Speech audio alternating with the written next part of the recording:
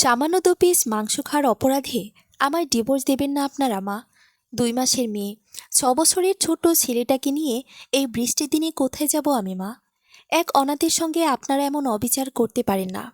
আমি তো কম করিনি আপনাদের জন্য। নিজে না খেয়ে খাইয়েছি, সেবা করেছি, মা বলে ডেকেছি। সেই আপনি কিনা আমায় ঘাড় ধাক্কা দিচ্ছেন মা?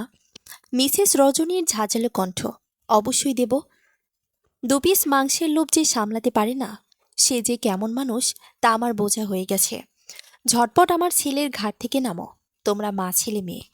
তন্নি অশ্রুসিক্ত নয়নে স্বামীর দিকে তাকালো। লোকটা পাথরে ন্যায় দাঁড়িয়ে আছে, মুখের টু শব্দটিও নেই। তন্নি চেঁচিয়ে বলে, কিছু বলছো না কেন আকাশ? আমি না তোমার স্ত্রী? তোমার মায়ের সব কি বলছি আকাশ? আমি কোথায় যাব? কে আছে আমার তুমি ছাড়া? কি দোষ আমার? কেন প্রতারণা করছো আমার সঙ্গে? ছোট্ট মেয়েকে নিয়ে কোথায় যাব আমি? ছেলেটা তোমায় ছাড়া কিচ্ছু বোঝে না। অন্তত নিজের সন্তান দুটোর কথা ভেবে হলেও আমায় ঠাঁই দাও প্লিজ। আকাশের চটপটা উত্তর, মা যেটা বলবে সেটাই শেষ কথা। উনি আমায় জন্ম দিয়েছে, আমার খারাপ চাইবে না নিশ্চয়। উনি যেহেতু এই সিদ্ধান্ত নিয়েছে, সুতরাং আমার মঙ্গলের জন্যই নিয়েছে। তাই আমি মায়ের বিরুদ্ধে যেতে পারবো না। তন্নি ধপ করে মেঝেতে বসে পড়ে। বছর 6-এর ছেলে আলিফ মায়ের চিৎকারে ঘুম থেকে চোখ কসলাতে কসলাতে মায়ের কাছে আসে। মায়ের কোলে মাথা রেখে সেখানেই শুয়ে পড়ে। তন্নি ছেলের দিকে তাকিয়ে চোখের জল বিসর্জন দেয়, মাথায় হাত বুলিয়ে দেয়। শাশুড়ি রজনী খাম সমেত একটি পেপার এনে তন্নির মুখে ছুঁড়ে দেয়। তন্নি মাটি থেকে কুড়িয়ে নেয় সেটি। ভাঁজ খুলে দেখে ডিভোর্স পেপার এটি, আগে থেকে আকাশে সাইন করা। তন্নি আকাশের দিকে তাকায়। এই তোমার ভালোবাসা আকাশ? এর জন্যে বিয়ে করেছিলে আমায়? এত ভালোবাসা, এত প্রমিস কোথায় গেল সব? নিজের সন্তানদের মুখের দিকে তাকালে না তুমি? এত পাষণ্ড, এতটাও মানুষ? আকাশ তেড়ে আসে, তন্নির গালে সজোরে এক থাপ্পড় দিয়ে বলে, বেশি বুঝিস না, দোষটা তোর। এতিম হয়ে আমার মতো ধনী ঘরের ছেলেকে ফাঁসিয়ে বিয়ে করেছিস তুই। আমায় ঠকিয়েছিস। আমি তোর থেকে ভালো ডিজার্ভ করি। সে সময় অন্ধ ছিলাম, তাই তোর মতো ভিখারি খেয়ে জীবনসঙ্গী করেছিলাম। এবার আমি আমার ভুল বুঝতে পেরেছি। আমার ভাবির কৃপায় আমার চোখ খুলেছে। এবার এসব বাচ্চা আবর্জনা নিয়ে বেরিয়ে যা তুই। তন্নি পাশের ঘরে তাকায়। বড়জা মিতালি পর্দার আড়ালে দাঁড়িয়ে মুচকে মুচকে হাসছে। ভাবভঙ্গিতেই বোঝা যাচ্ছে কাজটা এই মহিলার। তার মানে ইনি আজ নিজের স্বার্থসিদ্ধি করেই ছাড়ল। হায়রে আমার পোড়া কপাল! সাজানো গোছানো সংসারটা পরনারী এসে শেষ করে দিল। হয়তো এটাই আমার নিয়তি ছিল। আমি উঠে দাঁড়ালাম। এখান থেকে লাভ নেই আমার। পেপারে সই করে দিলাম। ঘরে গেলাম। এই ঘরটা আমার নেই আর। কত শত স্মৃতি এখানে। আমার প্রথম প্রেম, প্রথম ভালোবাসা, প্রথম বিয়ের সংসার এ ঘরে। এত স্মৃতি ভুলি কি করে? অথচ আকাশ কত সহজ পর করে দিল আমায়। আমার 2 মাসের ঘুমন্ত মেয়েটিকে ঘুমানো অবস্থাতেই কোলে নিলাম। মেয়ে আমার আটকে উঠল যেন। পিছে ছেলে দাঁড়িয়ে আছে। দুবার ঘুম ভেঙে কপাল কুঁচকে দাঁড়িয়ে আছে সে। হয়তো মায়ের উপর ভীষণ বিরক্ত হচ্ছে। আবারও ছেলে আমার বিছানায় উঠল। আমি তাকে নামতে বলি। সে আধো বলিতে বলে, নামবো কেন আম্মু? আমি ঘুমাবো। এটা আমার ঘর, আমি এখানে ঘুমাবো। আপুকে শুয়ে দাও, আপু ঘুমাবে। আমি ছেলেকে বুকের মাঝে জড়িয়ে ধরে হু হু করে কেঁদে উঠলাম। বললাম, এটার আমাদের ঘর নেই বাবা, আমাদের এখান থেকে চলে যেতে হবে। আজ আমরা ঘুরতে যাব বাবা, সারা জীবনের জন্য চলে যাব ঘুরতে। ঘুরতে যাওয়ার কথা শুনিয়ে ছেলে আমার ভীষণ খুশি। ছোট্ট বাচ্চাটা ভাবতেও পারছে না কি হবে তার জীবনে। মিনিট 5-এর মধ্যে ছেলে মেয়েকে তৈরি করে নিলাম। নিজের একটি পার্সে 400 টাকা আর ফোন ব্যতীত কিছুই নিতে পারলাম না। বাহির থেকে শাশুড়ি মা বলছেন, আমার বাড়ির টাকা পয়সা পারলে লুট করে নিয়ে যেও না। কাবিনের টাকাটা 2 দিন পর নিয়ে যেও। আমরা অকৃতজ্ঞ নই। আমি হাসলাম। ছেলেদের নিয়ে ঘর থেকে বেরিয়ে বললাম, কাবিনের 50,000 আপনাদের সাদকা দিয়ে গেলাম। টাকাগুলো দিয়ে ছেলের বিয়ে করে দেবেন। আর আমার রেখে যাওয়া জামা আপনার পরবর্তী নতুন মেজ বউয়ের জন্য। হনহন করে বেরিয়ে গেলাম আমি। আমার বড় যা মিতালির দিকে তাকিয়ে বললাম, আসি ভাবি, আপনার জন্য বদ্ধ রইল, আমার সংসার ভাঙার জন্য। যেভাবে আমার জীবন ধ্বংস করলেন, আমার সন্তানদের এতিম করলেন, ঠিক তেমনই আপনি নিঃস্ব হন। আমার প্রতিটি চোখের পানি আপনার জীবনে অভিশাপ হয়ে আসুক। আমি এতিম। একজন এতিমের ওপরে হওয়া অন্যায়? বিধাতা কখনো মেনে নেবেন না। আমার সন্তানদের হাহাকার আপনার জীবন নরক করে দিক। মন থেকে আপনার জন্য এই দোয়াগুলো এলো। মিথ্যা মহাপাপ, তাই মনে একার মুখে অন্ন বললাম না। বড়জার আগে তেড়ে এলো আমার নিকট। আমি বেরিয়ে গেলাম বাড়ি থেকে। এক হাত ধরা ছেলের, অন্য হাতে মেয়েকে বুকে নিয়ে হাঁটছি। এরই মাঝে শুরু হলো ঝিরি ঝিরি বৃষ্টি। আমার দুঃখ যেন বৃষ্টি হয়ে ধরণীতে নামছিল। নিজেকে ভীষণ অসহায় লাগছিল। ইচ্ছা করছিল চিৎকার করে কাঁদি, কিন্তু আমার শক্তি থাকতে হবে। আমার ছেলেমেয়ের দিকে তাকিয়ে হলেও নিজেকে শক্ত রাখতে হবে আমায়। 2 মাসের মেয়েটির মুখখানায় টিপটিপ বৃষ্টি পড়ছে। মেয়ে আমার কেঁপে কেঁপে উঠছে। ছেলেও কাঁপছে এই অসময়ের বৃষ্টিতে। ঠান্ডা বাতাসে ছেলে আমায় জড়িয়ে ধরে শীতে। উপায়ন্তর না পেয়ে এক চায়ের দোকানে আশ্রয় নিলাম কোনো মতে। সেখানেও 10-12 জন লোকেরা চা পান করছে, টিভি দেখছে। লোকগুলো আমায় দেখে যেন অবাক হলো বেশ। এই বৃষ্টি বাতাসের বিকেলে 2 মাসের মেয়েকে নিয়ে চায়ের দোকানে আমি। ব্যাপারটি অপ্রত্যাশিতই। আমি একা একটা মেয়ে, ভীষণ অস্বস্তি লাগছিল, আবার ভয়ও করছিল।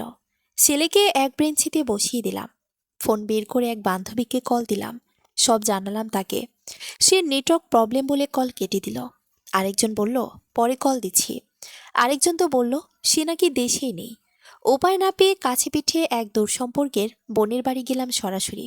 ফোন দিলে সেও যদি মানা করে দেয়, এজন্য সরাসরি বাড়িতেই গেলাম। ততক্ষণে বৃষ্টিটা আর নেই, রয়েছে শুধু কনকনে বাতাস। বোনের বাড়ি গিয়ে কলিং বেল চাপলাম। ওর বিশাল বাড়ি, 3তলা বাড়ির পুরোটাতেই ওরা স্বামী স্ত্রী একজন বাচ্চা থাকে। ভেবেছিলাম এখানে হয়তো একটু আশ্রয় পাব। বোনের নাম রীতা।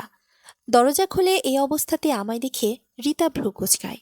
আমি বলি, আমায় একটু আশ্রয় দে বোন, অন্তত আমার এই দুধের শিশুর দিকে তাকিয়ে। আকাশ আমায় ডিভোর্স দিয়েছে।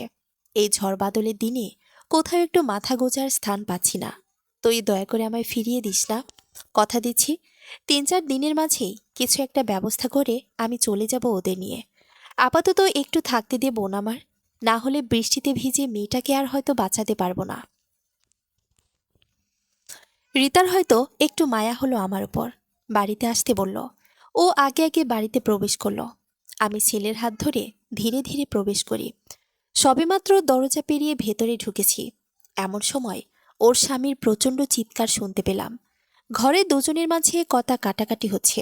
রীতাকে বকছে সে, বলছে, কোন সাহসে তোমার বোনকে আমাদের বাড়িতে থাকতে দিলে? 3-3টে পেট চালানো কম কথা নাকি? আমার কি রাজভাণ্ডার আছে নাকি তুমি জনদরদি হয়েছ? আমার বাড়ি সব সমাজসেবা চলবে না। ওর স্বামী ওকে ডিভোর্স দিয়েছে, তাতে আমাদের কি? ওকে কেন আমাদের আশ্রয় দিতে হবে? আর দিলেও বা সহজে যাবে নাকি এ বাড়ি থেকে? ঘাড়ে বসিয়ে 3জন মানুষ খাওয়াতে কম খরচ নাকি? বাজার সদা এখন আগুন বরাবর, সেখানে ওদের কি করে রাখবো আমি? নিশ্চয়ই তোমার বোন লোভে পড়ে এখানে এসেছে। এবার চুরি ডাকাতি করে আমাদের নিঃস্ব করে নিজের পেট চালাবে। আর শুনতে পারলাম না আমি। ছেলের হাত ধরলাম। ঘর থেকে আমার দিকে অসহায় দৃষ্টিতে তাকিয়ে রইল রীতা। আমি কিছু বললাম না, শুধু একটু হাসলাম। ছেলেকে নিয়ে মেয়েকে বুকে চেপে বাইরে বেরিয়ে এলাম। চোখ থেকে এবার টপ টপ পানি পড়ছে। চোর পর্যন্ত বলতে বাধল না, অথচ এই মানুষটিকে আমি কম সাহায্য করিনি। রীতার যখন এর সঙ্গে বিয়ে হয়, ছেলেটা বেকার। রীতার সংসারের জন্য লুকিয়ে বাঁচিয়ে অনেক দিয়েছি আমি। দুনিয়াতে কেউ নেই আমার। দুঃসম্পর্কের বোনটাকে আপন মনে করতাম।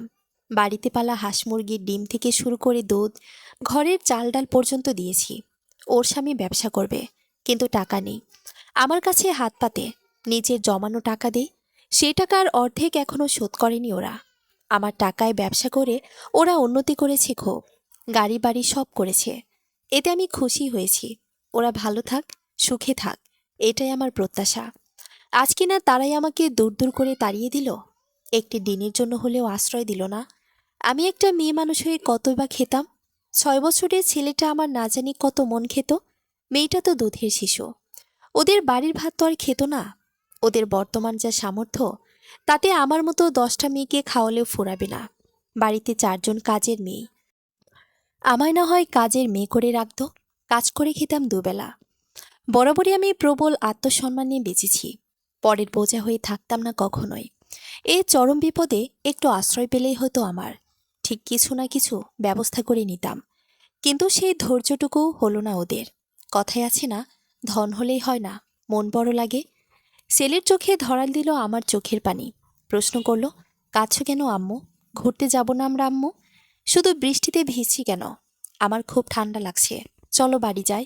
ঘুরতে যাব না আমি। আপুও ভিজে যাচ্ছে, চলো আপুকে নিয়ে বাড়ি যাই। আমি ছেলের দিকে তাকিয়ে বললাম, কাঁদছি না বাবা, বৃষ্টির পানি পড়েছে চোখে। তুমি একটু কষ্ট করে সহ্য করো বাবা, আমি কিছু একটা ব্যবস্থা করছি। এক বন্ধ দোকানের ছাউনির নিচে এসে দাঁড়ালাম ছেলেকে নিয়ে। নিজেকে যে কি পরিমাণ অসহায় লাগছে বলে বোঝাতে পারবো না। বৃষ্টি আবার শুরু হয়েছে, বড় বড় ফোঁটা পড়ছে পানি। এমন অবস্থায় মেয়েকে নিয়ে ঘুরতে পারবো না আমি। তাই ছেলেকে বসিয়ে ছেলের কোলে মেয়েকে দিলাম। ছেলে আমার ঠিকভাবে কোলে নিতে পারছিল না। মাথা ধরছে তো পা দুলছে, আবার পা ধরছে তো ঘাড় বাঁকা হয়ে যাচ্ছে। তবুও কোনোমতে ছেলের দুহাতে মেয়েকে জড়িয়ে দিয়ে বললাম, বোনকে এভাবে শক্ত করে ধরে রেখো, ফেলে দিও না, আপু ব্যথা পাবে। এখানেই বসে থাকবে, আমি আসছি একটু, আম্মুর কথা মনে রাখবে। আমি ছুটলাম। মেয়ের কান্নার শব্দ পাচ্ছি, হয়তো শক্ত করে চেপে ধরায় কাঁদছে। কিন্তু আমার থামলে চলবে না, একটা ব্যবস্থা করতেই হবে। সন্ধ্যা হয়ে আসছে, রাস্তায় রাত কাটানো সম্ভব নয়। আকাশের অবস্থাও ভালো না, রাতে ঝড় হবে নিশ্চিত। আশেপাশের ছোট্ট বাড়িগুলোয় খোঁজ করতে লাগলাম। থাকার মতো একটি ঘর খুঁজছি, ভাড়া নিয়ে সেখানে উঠতে হবে। এই পরিস্থিতিতে অন্য কোথাও যেতে পারবো না আমি। মিনিট 10 খুঁজে একটা ঘর পেলাম। ভাড়া 700। 300 তো অগ্রিম নিল। টিনের ভাঙা ঘর, দরজাটাও আধ ভাঙা। বেড়ার একপাশে কাপড় আর প্লাস্টিক দিয়ে ঢেকে রাখা, অজস্র নোংরা আর বিশ্রী গন্ধ ঘরে। সম্ভবত কুকুর বেড়াল থেকেছে সেখানে। বাথরুম বলতে একটা টিউবওয়েল আর একটা ভাঙা টয়লেট মাত্র। টয়লেটের চারিপাশে শাড়ি দিয়ে ঢেকে দেওয়া, কিন্তু এই জায়গাটিকেই স্বর্গ মনে হলো আমার। রাস্তায় বৃষ্টিতে ভিজে মরার চেয়ে এই ঘরের এক কোণে আশ্রয় নেওয়া অনেক ভালো। আমি আবারও ছুট লাগালাম ছেলে মেয়েদের আনতে। অর্ধেক রাস্তা আসতে দেখলাম আমার 6 বছরের ছেলেটা বোনকে বুকে চেপে প্রাণপণে দৌড়াচ্ছে। পেছনের কুকুরগুলো তাদের ধাওয়া করেছে। আমি দৌড়ে ছেলেকে জড়িয়ে ধরলাম। আমায় দেখে কুকুরগুলো উল্টো পথে চলে গেল। ছেলে ভয়ে কথা পর্যন্ত বলতে পারছে না, জোরে জোরে শ্বাস নিচ্ছে। মেয়েটা গগনবিদারী চিৎকার করছে। নিজেকে পাগল পাগল মনে হচ্ছে আমার। মেয়েকে কোলে নিয়ে ছেলেকে জড়িয়ে ধরে বলি, শান্ত হও বাবা, আম্মু চলে এসেছে। আর কোনো ভয় নেই তোমার। কুকুরগুলো কি তোমায় কামড়েছে? ধাওয়া কেন করলো তোমাদের? আমি জানি না আম্মু, আমি তো আপুকে নিয়ে বসেই ছিলাম। হঠাৎ কোথা থেকে কুকুরগুলো এসে আমাদের দিকে তেড়ে আসে। আমি ভয় পেয়ে আপুকে নিয়ে দৌড়েছি। আমার কোথাও লাগেনি। তুমি আর আমাদের রেখে যেও না কেমন? আমার ভীষণ ভয় করছে। আমি ছেলের কপালে চুমু দিয়ে বললাম, আর ভয় নেই, আম্মু আছে তো, চলো আমরা নতুন বাড়ি যাই। আজ থেকে আমরা নতুন বাড়ি থাকব। ছেলেকে নিয়ে সেই বাড়ির কাছে গেলাম। গিয়ে দেখে বাড়িওয়ালা দরজাতেই দাঁড়িয়ে আছে।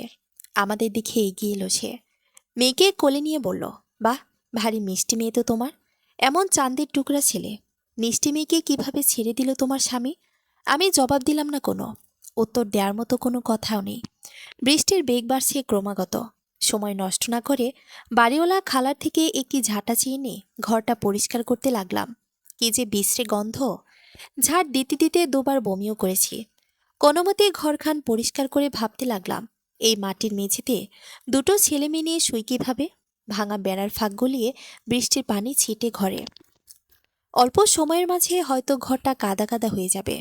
আমার এমত অবস্থায় বাড়িওয়ালা খালার হয়তো মায়া হলো কিছুটা। তার রান্নাঘর থেকে দুটো প্লাস্টিকের চট এনে দিল। ঘরের এক কোণে সেগুলো বিছিয়ে দিয়ে মেয়েকে নিয়ে বসলাম। খালার দিকে কৃতজ্ঞতা স্বরূপ তাকিয়ে বললাম, আপনায় ভীষণ ধন্যবাদ খালা, এই বিপদের সময় আপনি আমায় সাহায্য করলেন। সে পান চিবিয়ে বলল, তা করলাম ঠিক আছে, বস্তা দুটো তুমি রেখে দিতে পারো। দুটোর দাম হিসেবে আমায় 20 টাকা দিও। তোমার ছেলের খিদে পেয়েছে নিশ্চয়ই। সাথে তো কিছুই নেই তোমাদের, দোকানও সব বন্ধ। আমার ঘরে একটা রুটি আছে, দিয়ে যাই, খেয়ে নাও। ওটার দাম দিতে হবে না, সমস্যা নেই। তিনি চলে গেলেন রুটি আনতে। আমি শুধু ঝিম ধরে বসে রইলাম, ভাবার মতো বিষয়ই খুঁজে পাচ্ছি না। খালা একটাই রুটি আনলই সত্যি করে, তাও সেই রুটি প্রচণ্ড শক্ত ও পিঁপড়ে ধরা। না জানি কতদিন ঘরে রেখেছিল। রুটি দিয়ে চলে গেলেন তিনি। ছেলে কামড় দিয়ে রুটির এক টুকরো ভাঙতে পারল না। আমার দিকে ফ্যালফ্যাল করে তাকিয়ে রইল। বলল, এটা আমি খাবো না আম্মু। তুমি না দুপুরে বাড়িতে চিকেন রান্না করলে রাতে খাওয়ার জন্য? আমি চিকেন খাবো, আমায় বাড়ি নিয়ে চলো। চিকেন খেয়ে আবার এখানে আসবো। আমি কিছুটা কড়া গলায় বললাম, ওই বাড়ি আমাদের না, ওখানকার খাবার উঠে গেছে আমাদের ভাগ্য থেকে। আমি পানি এনে দিচ্ছি, তুমি ফোনের টর্চটা বাইরে ধরে থাকবে। মেয়েকে শুয়ে দিয়ে বৃষ্টিতে ভিজে টিউবওয়েলের কাছে গেলাম। রুটির বাটি নিয়ে গেলাম পানি আনতে। এত শক্ত টিউবওয়েল যে বলে বোঝানো যাবে না। যত চাপছি নোংরা পানি বের হচ্ছে।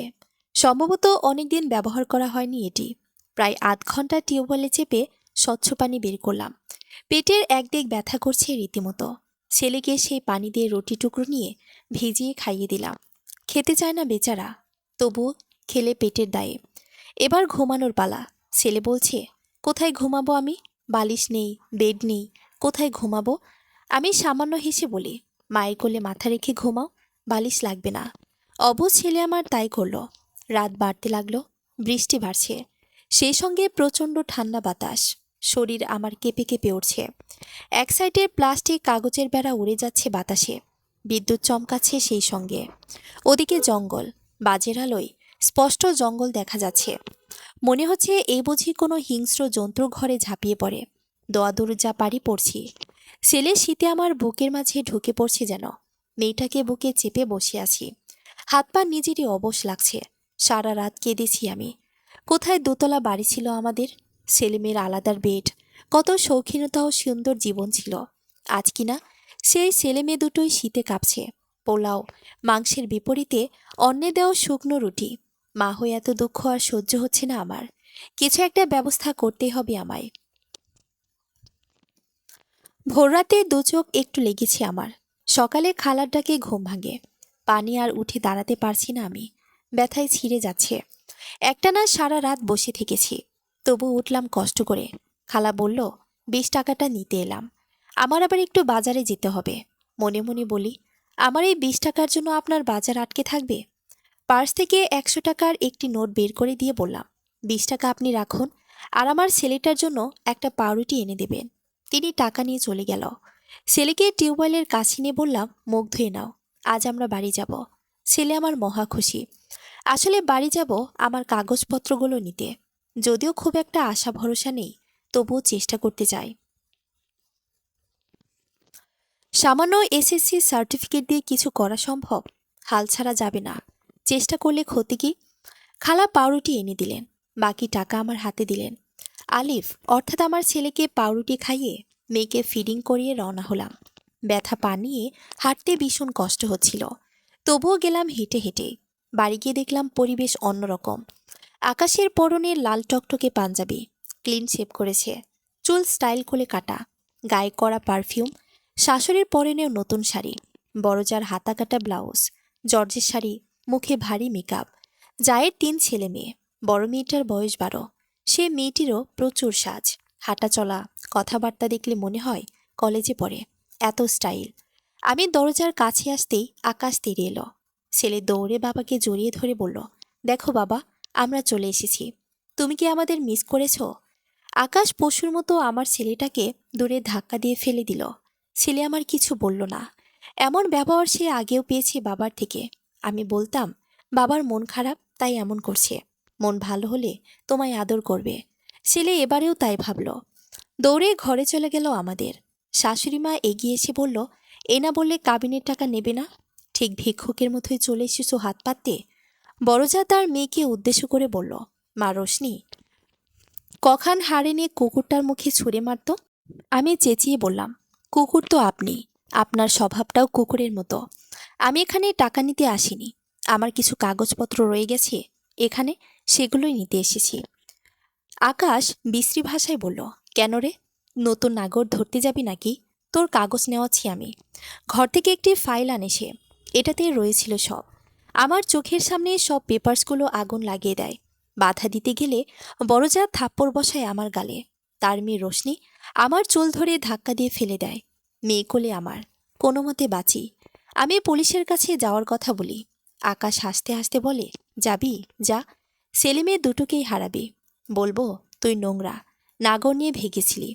আমার দুজন মামা পুলিশ, কেস কিভাবে ঘুরিয়ে দিতে হয় তা তারা জানে। আর থানায় গিয়ে কেস লড়তে টাকা লাগে। টাকা আছে তোর কাছে? তোর মুখের কথা কেউ বিশ্বাস করবে না। তোর বিপক্ষে আমি 100 জন দাঁড় করাবো। দেখি তুই পারিস কি করে। ছেলে মেয়ে দুটোই কেড়ে নেব আমি। এর কদিন পর শুনবি ছেলে পানিতে ডুবে মরেছে, মেয়ে হারিয়ে গেছে। তোর লজ্জা হয় না? নিজ সন্তানকে হত্যা করতে চাস? কিসের সন্তান রে? সন্তান সন্তান করে আমার ভবিষ্যৎ নষ্ট করব নাকি? জীবনে কোনো এনজয় করতে পারিনি এইসব ঝামেলা পাল্টে গিয়ে, অথচ আমার জীবন এখনো কত কিছু বাকি। আমি এসবের কথা চিন্তা করে আমার সুখ বিসর্জন দিতে পারবো না। এখন আমার ওড়ার সময়।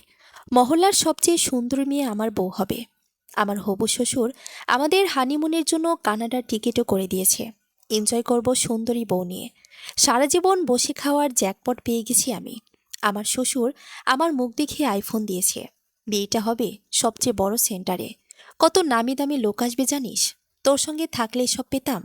সারা জীবন গাধার খাটুনি খেটে তোদের পালতে হতো আমার। জীবনের শখ আল্লাহ ছিল না, এবার আমি সব পাবো। তোর মতো কাপুরুষের শেষ পরিণতি যেন ভয়ঙ্কর হয়। আমি তোর নিয়ে ফিরব অবশ্যই, তোর চেয়ে 3 গুণ ধনী হয়ে ফিরব। এই এতিমের ভাগ্য সে নিজে এবার পরিবর্তন করবে।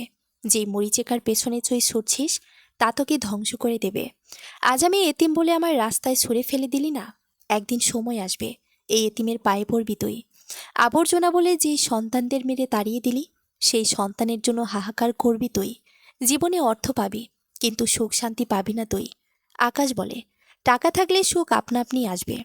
শাশুড়ি মায়ের দিকে তাকিয়ে বললাম, ছোট থেকে মায়ের আদর পাইনি, আপনাকে মা বলে মেনেছি।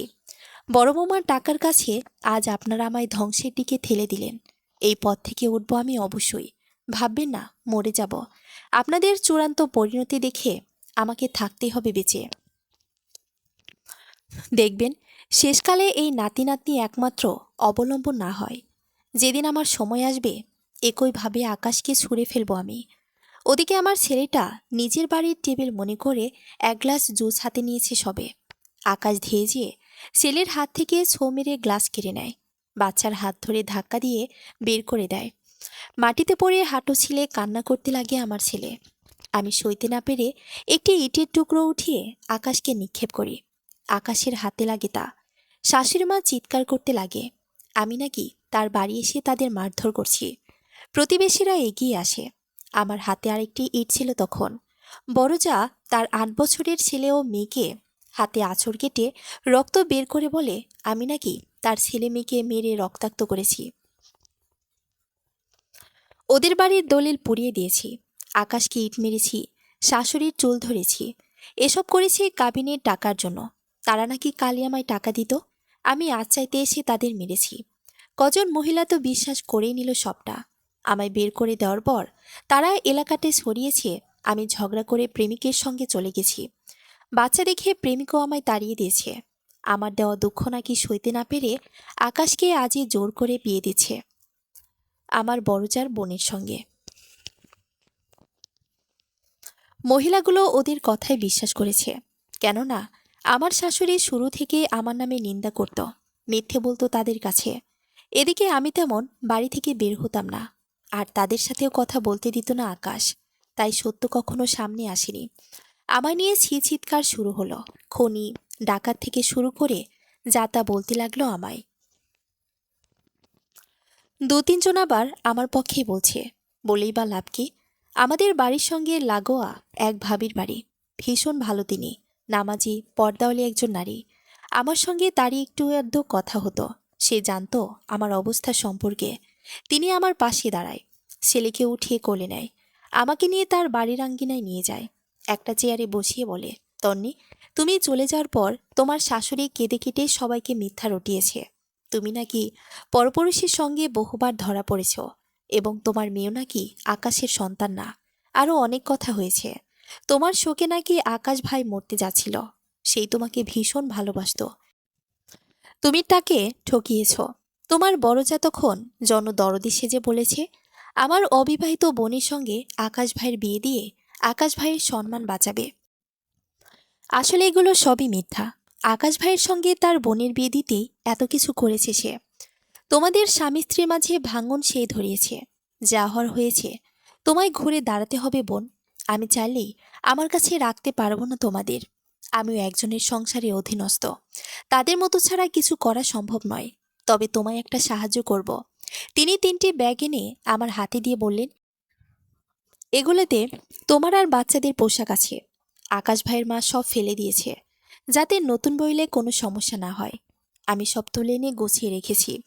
তাড়াহুড়োর মাঝে ওরা 1010 টাকাও ফেলে দিয়েছিল না দেখে। সম্ভবত এই টাকাটা তোমার গোছানো। তোমার মেয়ের জামার ভাঁজে ছিল, তাই তারা দেখেনি।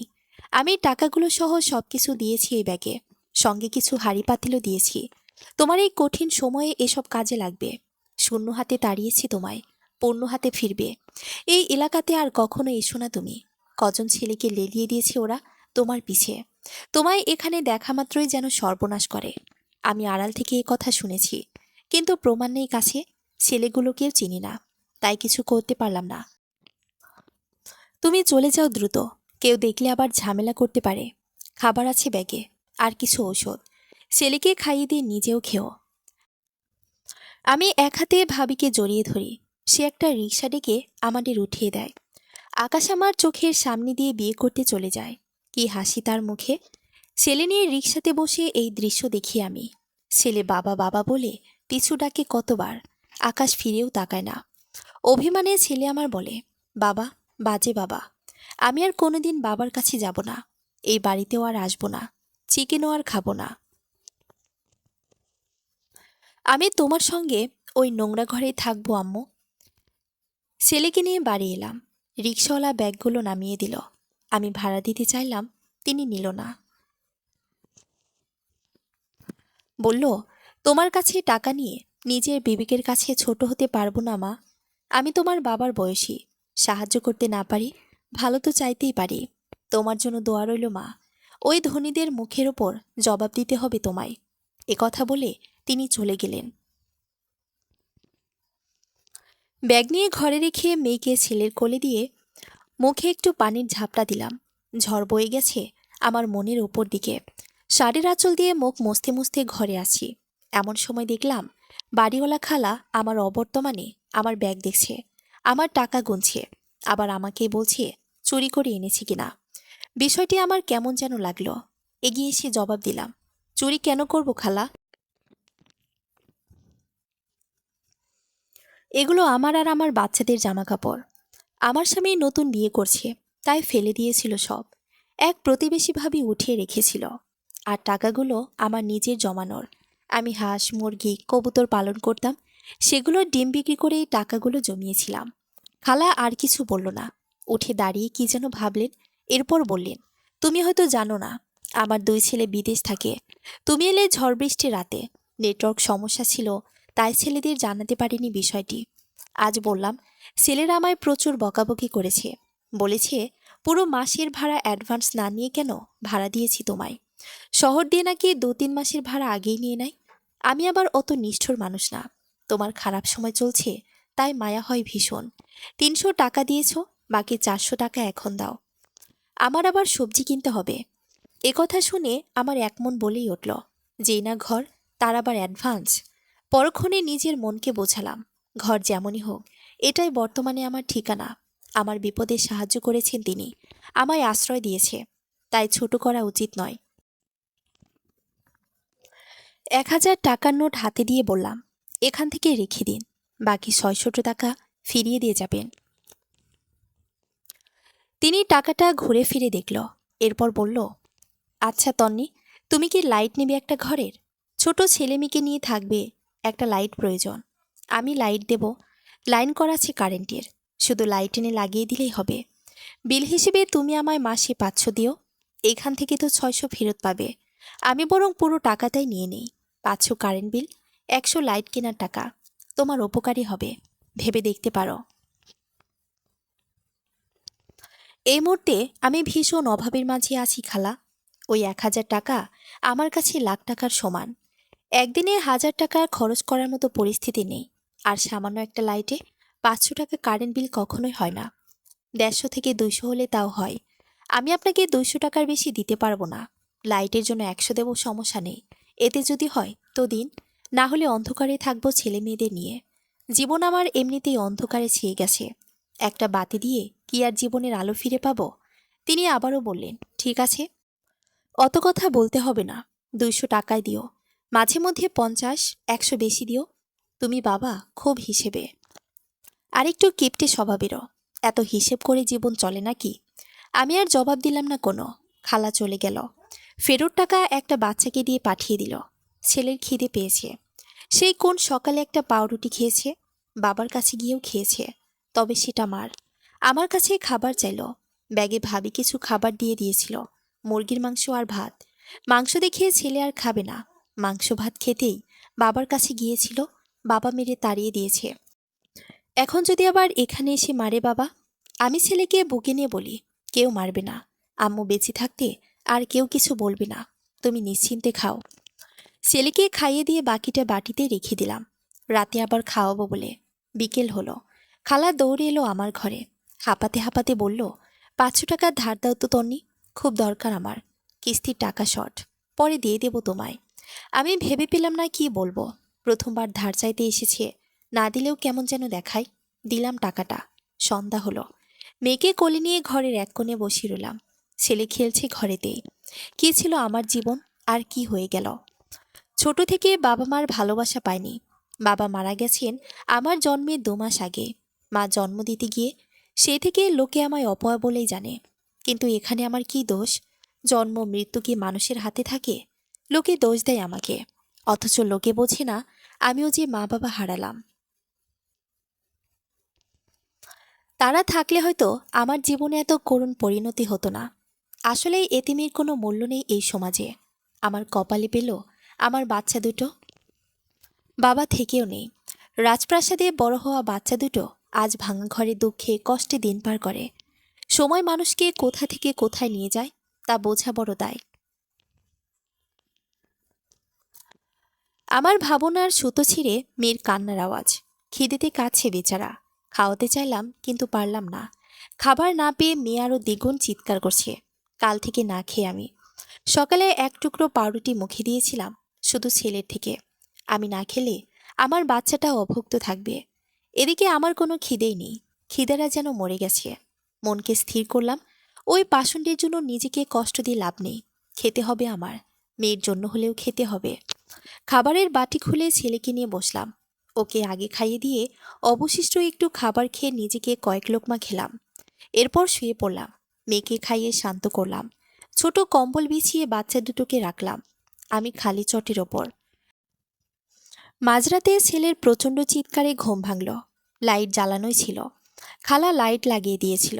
দেখি ঘরের এক কোণে একটা কুকুর শুয়ে আছে। ছেলের চিৎকারে আমি সহ কুকুর দুটোই জেগে গেছে। কুকুরটা চিৎকার করে ডাকছে। ছেলে ভয়ে আমায় জড়িয়ে ধরল। চারপাশে তাকিয়ে যা বুঝলাম, ভাঙা দরজা ভেদ করে এসেছে কুকুরটা। এটা হয়তো তারই আশ্রয়স্থল ছিল আগে। বেচারারও দোষ নেই। আমি খালি হাতে কুকুর তাড়াতে চাইলাম। ভয় পেয়ে কুকুরটি দিক দিশাহীন হয়ে এদিক সেদিক ছুটতে লাগলাম। কখনো মাথার উপর দিয়ে লাফ দিচ্ছে, কখনো ধেয়ে আছে। কি বিভীষিকাময় রাত বলে বোঝানো যাবে না। ভয়ে আমি নিজেই শেষ। ছেলেমেয়েদের বুকে চেপে কাঁদতে আরম্ভ করলাম। কি করব বুঝে উঠতে পারছিলাম না। একসময় আমার কান্না দেখে কুকুরটি থামল। প্রাণী হলেও মায়া আছে হয়তো। আবারও শুয়ে পড়ে আগের স্থানে। এবার আমি আর কুকুর তাড়ানোর চিন্তা করলাম না। মনে ভয়ের জাগরণ রয়েছে। ছেলে কাঁপছে রীতিমতো। আমার দিকে তাকিয়ে ফিসফিস করে বলল, আম্মু, কুকুরটা কামড়ে দেবে না তো? আমি ভীতু গলায় বলি, চুপচাপ শুয়ে পড়ো, ওকে বিরক্ত করো না। ওকে কিছু না বললে ও আমাদের ক্ষতি করবে না। বাকি রাত নির্ঘুম কাটালাম মা ছেলে। ছেলে একটু পরপর ওকিদে দেখে কুকুরটা গেছে কিনা, তাকিয়ে আছে কিনা। ভয়ে আমি নিজেও ততস্থ ছিলাম সারাটা রাত। বাচ্চা দুটোকে নিয়ে একা ঘরে, তার মাঝে আবার এই কুকুর। ভোরের আগ দিয়ে কুকুরটি চলে গেল নিজে থেকেই। ছেলে আমার তখন ঘুমায়, আমায় ছাড়ে না তবুও। ভয়ে আটকে গেছে ভেতরে। সময়ের সঙ্গে সঙ্গে ছেলের গা কেঁপে জ্বর এলো। ছেলের ঘুমের ঘরে বলে, আম্মু, বাবার কাছে যাব, চিকেন খাবো, ভালো বিছানায় থাকবো, কুকুর আমায় খেয়ে নেবে। ছেলের কথা শুনে আকাশের প্রতি আমার চরম ঘৃণা অনুভব হলো। সে নিজে হয়তো ভালো খাবার খাচ্ছে, নরম বিছানায় ঘুমাচ্ছে, অথচ ওর ছেলে দুবেলা খাবারও পাচ্ছে না। কুকুরের সাথে এক ঘরে ঘুমোচ্ছে, খালি মেঝেতে পাতলা চটে শুয়ে ছেলের মাথার এক পাশও ফুলে গেছে হালকা। ওদিকে মেয়েটাও কাঁদছে। মেয়েকে কোলে নিয়ে হাঁটলে ছেলেও কাঁদছে। আবার মেয়েটিকে নিচে রেখে ছেলেকে নিলে মেয়ে চিৎকার করছে। নিজের চুল নিজে ছিঁড়তে ইচ্ছে করছে আমার। পাগল পাগল লাগছে। দুরাত হলো তেমন ঘুম হয়নি আমার। মাথাটা ব্যথায় ছিঁড়ে যাচ্ছে। এরই মাঝে উদয় হলো খালা। আমায় দেখে বলল, সে কি তন্নি, রাতে ঘুমোনি? তোমার ঘর থেকে কাল চেঁচামেচির আওয়াজ পেয়েছি। তোমাদের মা ছেলের কান্না শুনলাম। কি হয়েছিল? কেমন মানুষেরা? কান্না শুনেও একটাবার এগিয়ে এলো না। আমি বলি, খালা, এ ঘরে এভাবে থাকা যাবে না। রাতে ঘরে কুকুর ঢুকে পড়েছিল। ছেলেটা খুব ভয় পেয়েছে। ভয়ে জ্বর চলে এসেছে। দরজায় এবং পেছনের বেড়াটি মেরামত প্রয়োজন। ঝড় বাতাসের দিনে প্লাস্টিক কাগজ উড়ে যায়। পেছনের জঙ্গল দেখা যায়। সাপ পোকামাকড় ঘরে চলে আসতে পারে। আপনি একটা ব্যবস্থা করে দিন। বাড়ি আপনার। তিনি অবাক স্বরে বলল, ও মা, সে কি? বাড়ি আমার হলেও ঘর তো তোমার। ঘরের সব দায়িত্বও তোমার। তুমি এখানে থাকবে, তাই সারার দায়িত্বও তোমার। টাকা আছে তো তোমার কাছে, ওগুলো দিয়ে সারিয়ে নাও। আমি বাবু কোনো টাকা খরচ করতে পারবো না। না হলে এমনিই থাকতে হবে। আর তা না হলে অন্য কোথাও দেখতে পারো। কিন্তু অ্যাডভান্সের টাকা, কারেন্টের টাকা আমি দিতে পারবো না। ওগুলো খরচ হয়ে গেছে। মনে মনে ভাবলাম, এর সঙ্গে ঝামেলা করে লাভ নেই। এই মুহূর্তে অন্য কোথাও যাব কি করে? ছেলেটারও জ্বর খুব। এর চেয়ে ভালো আমি নিজেই হালকা পাতলা সারিয়ে নিই। থাকবো তো আমি। না সারলে ছেলেমেয়ে নিয়ে বিপদ হয়ে যাবে। বললাম, ঠিক আছে, আপনি তাহলে আমার বাচ্চা দুটোকে রাখবেন। আমি বাজারে গিয়ে প্রয়োজনীয় কিছু জিনিস কিনে আনব। আগে ছেলেকে জ্বরের ওষুধ খাইয়ে দিয়ে যায়। তিনি রাজি হলেন। আমি ছেলেকে পাউরুটি কিনে খাইয়ে ওষুধ খাইয়ে শুয়ে দিয়ে বাজারে গেলাম। আকাশকে দেখলাম নতুন বউ নিয়ে শপিং করছে বড় মল থেকে। আমি বাইরে ফুটপাতে তখন পুরনো কাঁথা কম্বল দেখছি। তার পাশের মেয়েটিকে আমি চিনি। আমার বড় যার ছোট বোন, নাম রিঙ্কি। দামি শাড়ি কিনছে তারা। মেয়েটি পরেছে জিন্স টপ। আকাশকে যেন চেনাই যাচ্ছে না। মুখে হাসি, চেহারায় চকচকে ভাব। দুবাচ্চার বাবা তাকে মনেই হচ্ছে না। বউ নিয়ে এদিক সেদিক ঘুরে ড্রেস কিনছে নিত্য নতুন। বুকের মাঝে চাপা কষ্ট অনুভব করলাম। সরে এলাম সেখান থেকে। আকাশ আমায় দেখল। বউ নিয়ে শপিং মলের বাইরে এলো সে। রিঙ্কি মেয়েটা আমায় চেনে। অপমান করতে আকাশকে বলল, খুচরো টাকা থাকলে দাও তো আকাশ, ভিখারি খেয়ে দান করি। আকাশ বলে, আহ সোনা, হাতে কেন দান করবে, মুখে ছুঁড়ে দাও। রিঙ্কি আমার দিকে এগিয়ে আসে টাকা নিয়ে। সে সিঁড়িতে পা রাখতেই পা পিছলে পড়ে যায় ধপাস করে। আশেপাশের লোকেরা সব উচ্চস্বরে হাসতে লাগে। বেচারা রিঙ্কি অপমানে মুখটা ছোট করল। আমি তার সামনে দাঁড়িয়ে বললাম, ওপরে একজন আছে রিঙ্কি, যিনি সব দেখেন।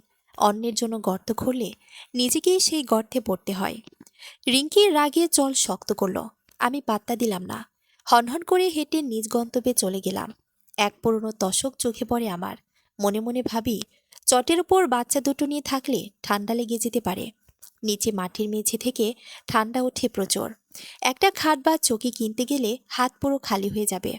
এর চেয়ে বরং একটা তোষক নেই কমের মধ্যে। চটের উপর পেরে বাচ্চা দুটো নিয়ে থাকলে ঠান্ডা কম লাগবে। যেই ভাবা সেই কাজ। দোকানটিতে গেলাম। মালপত্র তেমন নেই, শুধু একটা তোষক, দুটো কাঁথা, মোটা একটি কম্বল, আর কিছু প্লাস্টিকের মোটা চট। প্রত্যেকটি ভীষণ নোংরা, ধুলোবালি জমা, ইঁদুরে কাটা, পোকায় ধরা। হয়তো অনেকদিন ফেলে রেখেছিল। আমি বললাম, ভাই, এই তোষকটা বিক্রি করবেন? দোকানদার আমার দিকে ভ্রু কুঁচকে তাকালো। ঝটপট জবাব দিল, না, এসব ছেঁড়াফাটা আর কে নেবে? দোকান ছেড়ে দেব আজ, তাই গোডাউন খালি করছি। এগুলো অনেক আগেকার, বিক্রি হয়নি। দেখে বুঝছে না অবস্থা কি? ফকির টকির পেলে দিয়ে দেব সব। আমি আমতা আমতা করে বলি, কিছু মনে না করলে এগুলো আমায় দিতে পারেন। টাকা দিয়ে কম বেশি করে কিনে নেব আমি। আসলে আমি খুব বিপদের মাঝে আছি।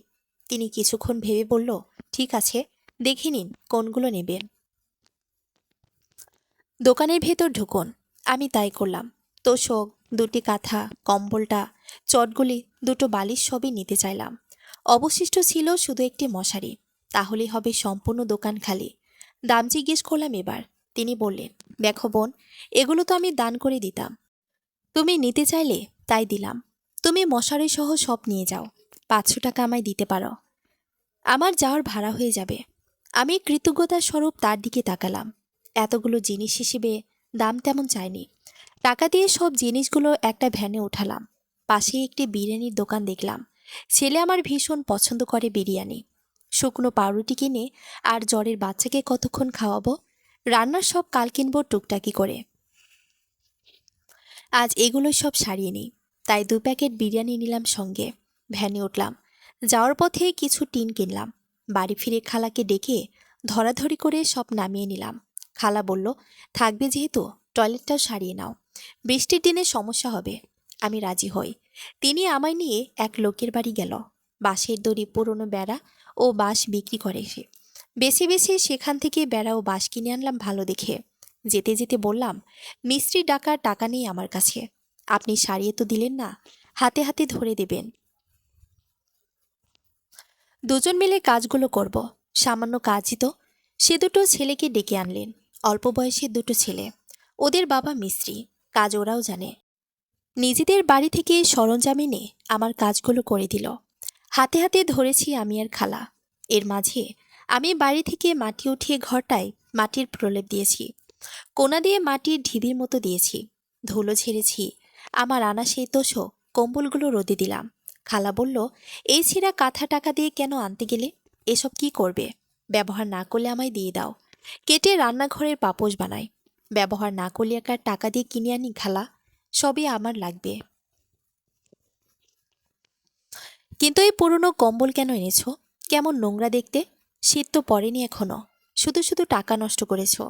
আমি তার দিকে তাকিয়ে বললাম, শীত পড়তে আর কত দেরি? মাসখানেক পর থেকে ঠান্ডা পড়তে শুরু করবে। পুরাতন হোক সমস্যা নেই, নতুন ব্যবহার করার সামর্থ্য আমার নেই। তিনি আর কিছু বললেন না। আমি কাঁথাসহ চটগুলো ধুয়ে দিলাম।